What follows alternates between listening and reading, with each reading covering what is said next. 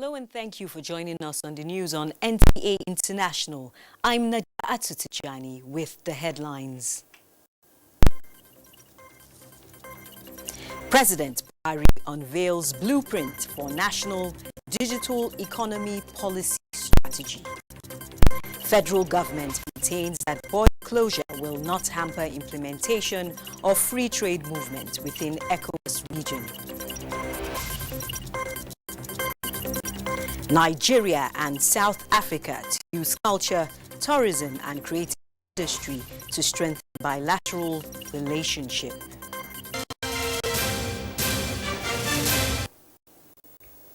And now the news in detail.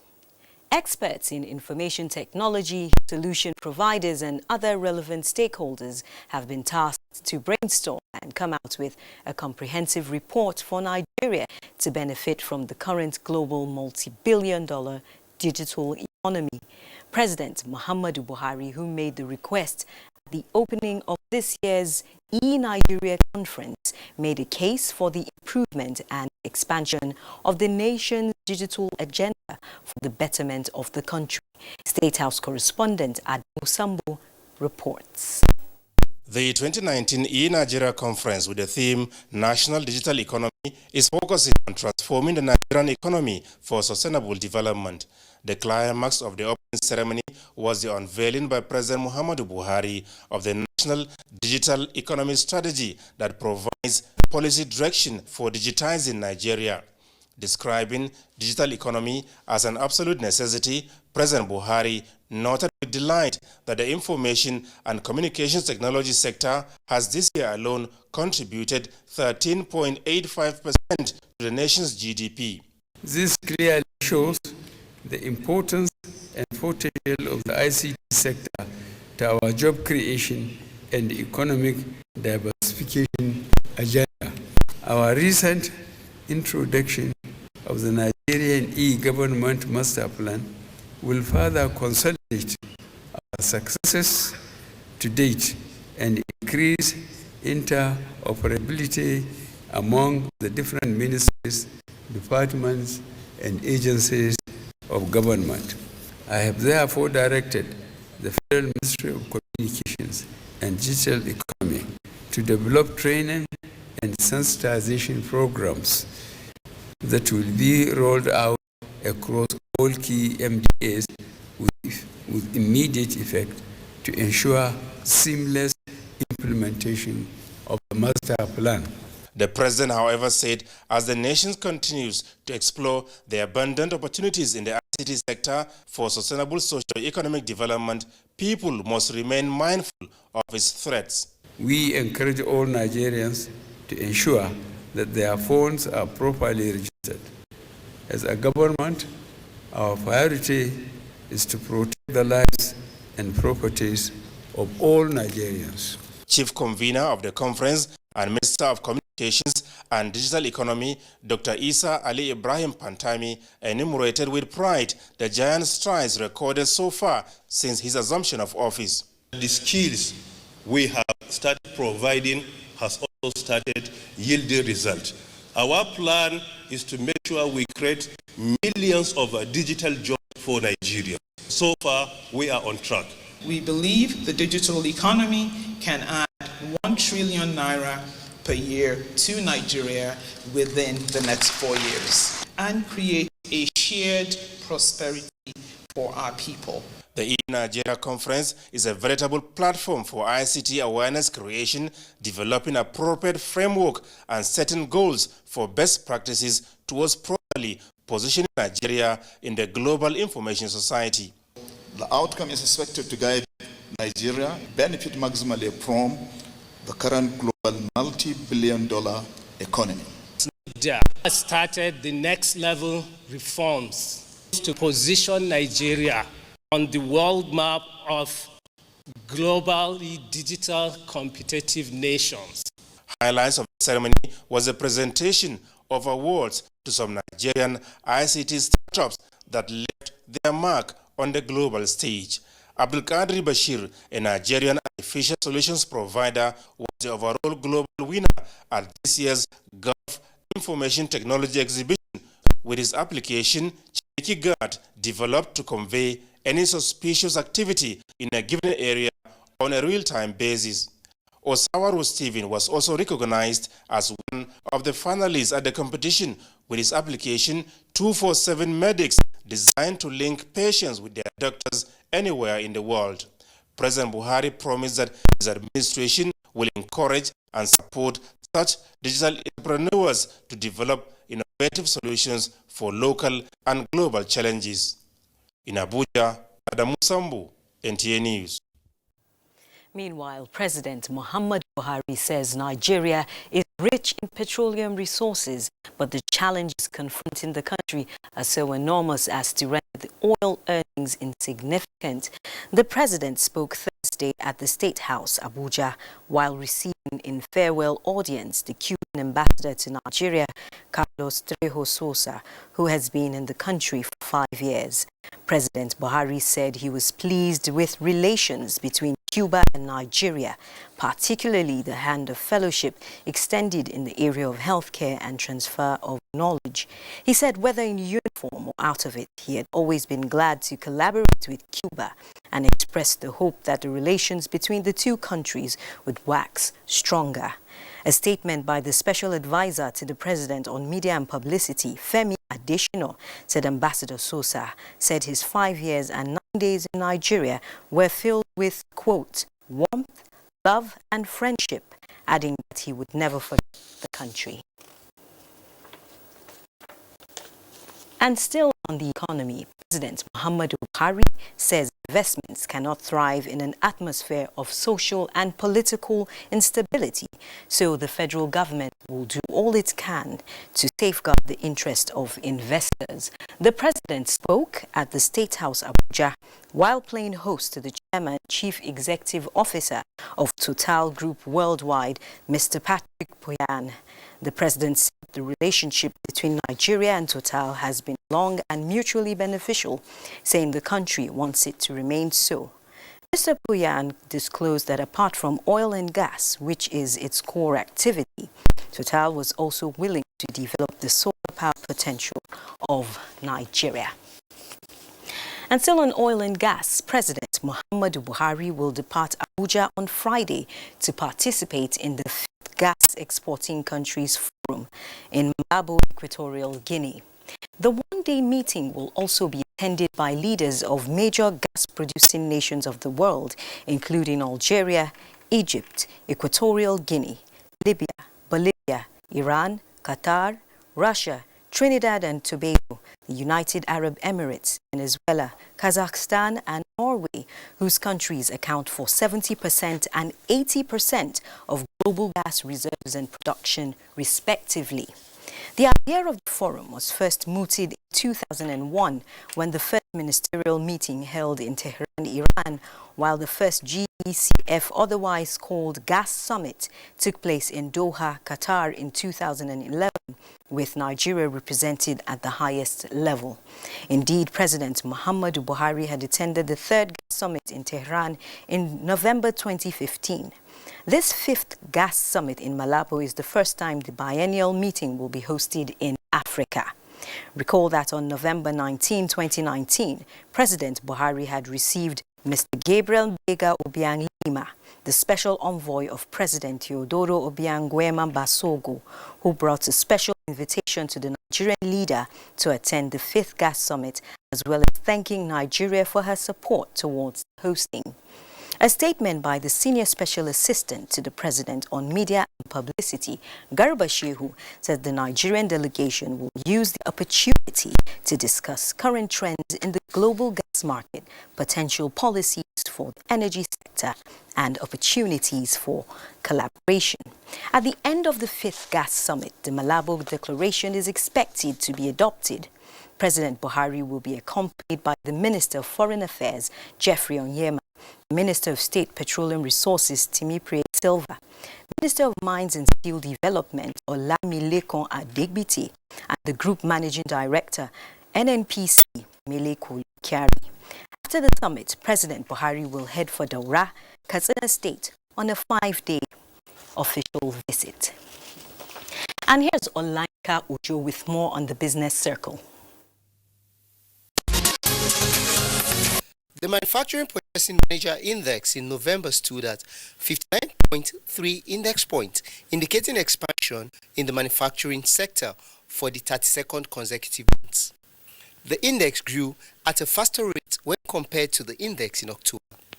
The Central Bank of Nigeria disclosed this in its PMI survey report for November, which indicated that 13 out of 14 surveyed subsectors reported growth. And the International Monetary Fund, IMF, has said that Nigeria's debt to gross domestic product ratio, which currently stands at 25%, is still below the average in Africa, despite the fact that the country's debt level has risen. IMF Senior Resident Representative and Mission Chief for Nigeria, Amin Matthew, retreated that revenue to GDP ratio in the country remains low and urged federal government to increase its drive to create more jobs and enhance fiscal consolidation. How much is the Naira exchanging for other international currencies?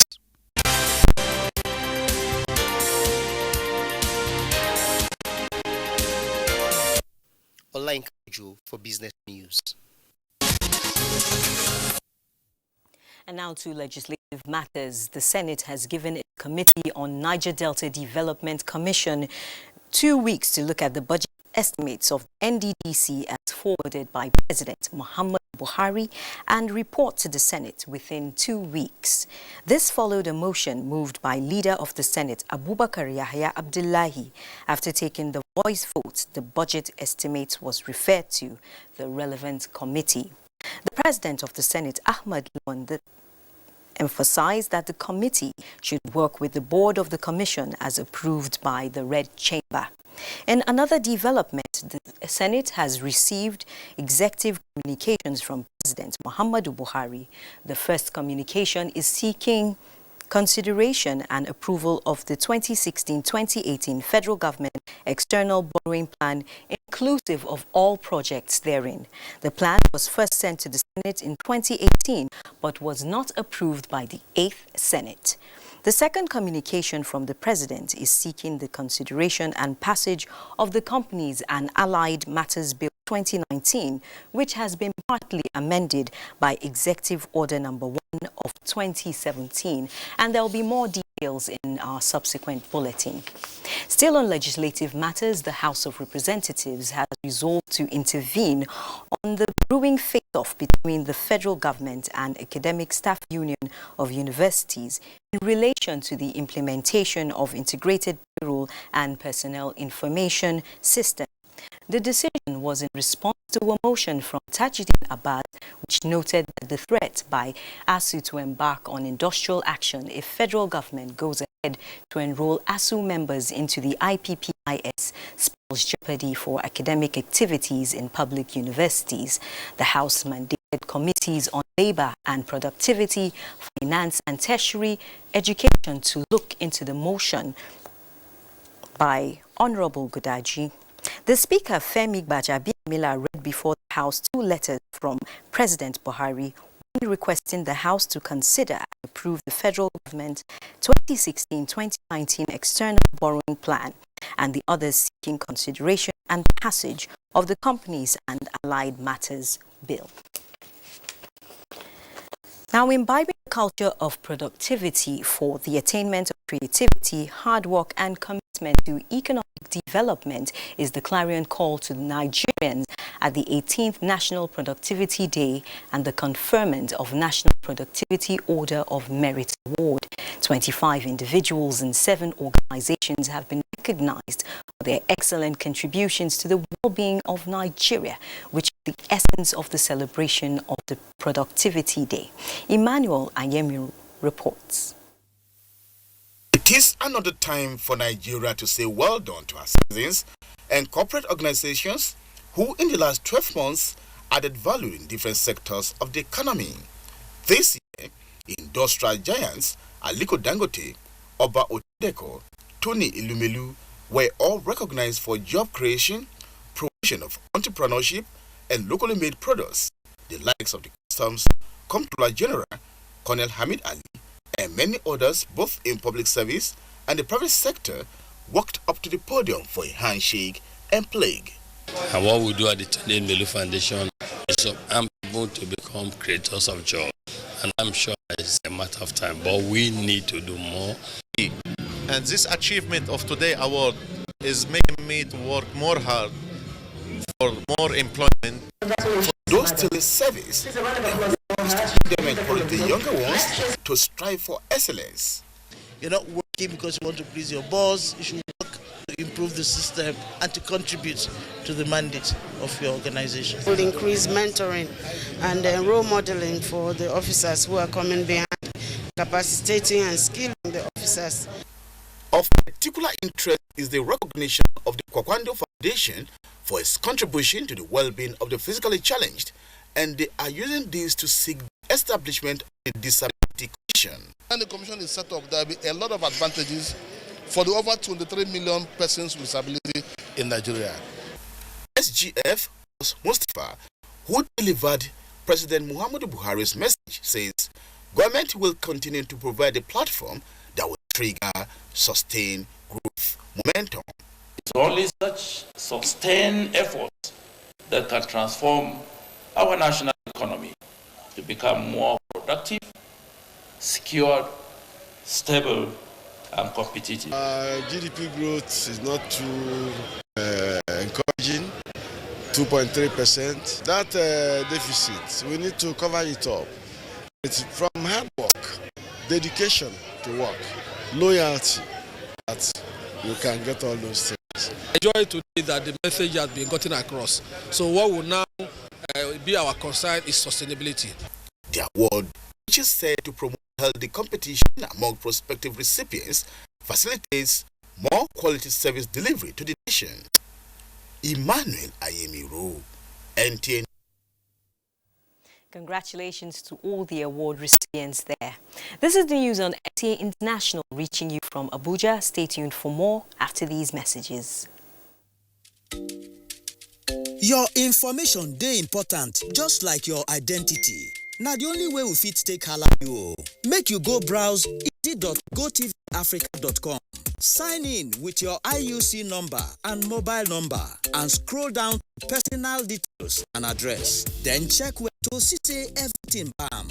You fit change the one not correct. To finish everything, just click the save button and it don't finish.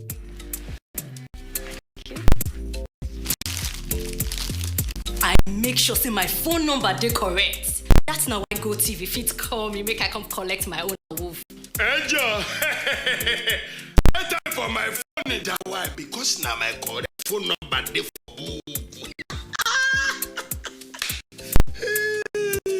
GoTV, live it, love it. Now look me again, oh, make you go do your own. Thanks for staying with NTA International. Now, Nigeria and South Africa will explore avenues to use culture, tourism and the creative industry to further strengthen the relationship that exists between the two countries. This was the outcome of a meeting between the Minister of Information and Culture, Lai Mohammed, and his South African counterpart, Mamoloko Kobanyi Gobane, in Lagos. Anthony Forson reports. The Information and Culture Minister, Lai Mohammed, while expressing delight over the visit, maintained that Nigeria and South Africa have over the years enjoyed a cordial relationship, which put them at par. And with this renewed zeal to further strengthen the bond, the creative industry is quite handy and potent. We've always believed that culture and tourism is a very effective platform and a very effective avenue for cementing relationship between the two countries. A few years back, we did actually put in motion the machinery for exchange, cultural exchange visits between Nigeria and South Africa, and we are still working on it because we believe that a lot of issues can be resolved when we bring to South Africa our very popular artists, because I'm told that a few Nigerian musicians who are extremely popular in South Africa, and vice versa. Against the background of recent happenings in South Africa, Lai Mohammed called for more of such visits. I believe that nations will continue to relate with one another. We are going to have challenges, and it is this kind of visits that would help us cement relationship. On her part, the South African Minister of Culture and Tourism, Mamoluko Kubanyi Ngubani, explained that her visit to Nigeria is to demonstrate her country's seriousness in keeping and further strengthening her relationships with other African countries, especially Nigeria. Because part of the responsibility we have is to ensure that the two nations are able to continue with exchanging not only ideas, work, but we do have visitation between ourselves as countries. So that would be part of that. And we felt it important for us to be able to have this discussion, but also because we have specifically our memorandum of understanding between the two countries that has been live, that we've been working, continue on the work, and just to make sure that we can be able to enhance that work and continue. She noted that South Africa was quite pleased with President Muhammadu Buhari's last visit to that country, saying it demonstrated Nigeria's genuine love for other African countries, especially South Africa, with whom a long relationship exists. The meeting, which went beyond just discussing culture and tourism, it went deep into explaining how to ensure that the recent happenings in South Africa don't repeat itself, just as the issue of fake news was taken into consideration as a tool that promotes hate and should be avoided. In Lagos, Anthony Forson, NTA News. And still on diplomatic ties, the Nigerian government has defended its decision to close its borders, insisting that it is not intended to hamper the implementation of free trade movements within the ECOWAS region. The Deputy Speaker of the ECOWAS Parliament, Idris Ahmed Wasi, made the country's position known while presenting Nigeria's report before the ongoing second extraordinary session of the ECOWAS Parliament holding in Abuja. Ado Adamu also reports that the presentation explained the wisdom behind the border closure. As members of the ECOWAS Parliament continue to receive reports of member countries before the ongoing session of the Parliament in Abuja, different issues concerning the sub-region are brought to the attention of parliamentarians seeking their support for legislative action. And when it was the turn of Nigeria to present her report, the issue of border closure took center stage. Is it not possible to open at least the Semekrake joint border post, which is a flagship project of ECOWAS supported by the European Union? Would the closure not affect those vehicles that have already had the chance of not having any problem with Nigeria to have been closed back? I want to commend Nigeria for leading the payment of community levy. It is said that Nigeria is determined to integrate and develop the West African regions. Deputy Speaker, House of Representatives Idris Ahmed Wase, who is also the first Deputy Speaker of the ECOWAS Parliament, engaged his colleagues as he addressed all the issues raised. The protocol is very clear. No country in the ECOWAS sub-region is allowed to export into another country what it does not produce. Meaning, by our own actions, we want to be self-sufficient. We do not want to be dumping grounds. We want to encourage production. Nigeria made it clear to the community that the border closure is in the best interest of the country and called for genuine understanding and engagement by those affected to address our legitimate concerns. In Abuja, Ado Adamu also, NTA News. Now let's join Joyce Ometo for more news from around the world. Glad to have you join us on this segment. 3 health workers fighting to curb the spread of Ebola virus in the eastern region of the Democratic Republic of Congo have been killed and 4 others critically injured after an attack by armed groups in the restive Ituri province. The regional head of the World Health Organization announced incident on social media, saying everything possible was being done to care for the injured and bring staff to safety. In other news, U.S. President Donald Trump has signed into law a bill that supports pro-democracy protesters in Hong Kong. The Human Rights and Democracy Act mandates an annual review to check if Hong Kong has enough autonomy to justify its special status with the U.S.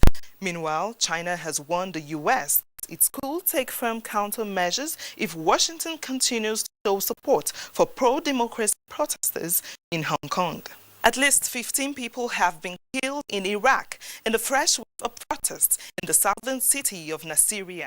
Iraqis have been taken to the streets to demand more jobs, an end to corruption, and better public services. The Iraqi military announced that an emergency unit had been created and it was setting up military crisis cells to impose security and restore order. Stay with us for the rest of the news. I am Joyce Omitu. There'll be no more news, Joyce, but thank you anyway for staying with SCA International. I'm Najat Atutijani. See you next time.